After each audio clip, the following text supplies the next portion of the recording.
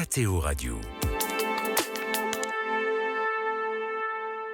C'est l'un des lieux les plus fréquentés du Vatican en début de journée. À quelques dizaines de mètres de la porte Sainte-Anne, le FAS, le Fonds d'assistance sanitaire, voit défiler chaque matin de nombreux employés du plus petit État du monde, venus fébrilement, au sens propre comme au sens figuré, chercher un diagnostic à leur maladie et, le cas échéant, un certificat d'arrêt de travail.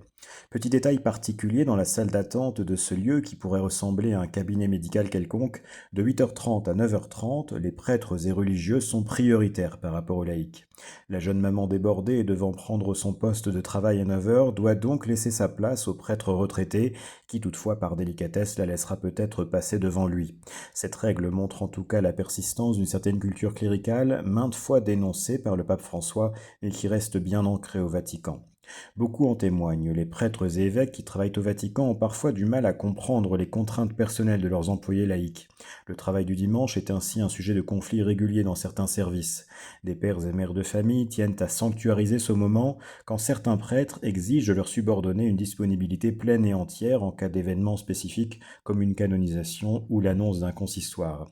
Mais inversement, certains prêtres et religieux qui ne sont pas soumis au comptage des heures se plaignent d'être corvéables à merci et d'enchaîner des mois entiers de travail sans aucun jour de repos.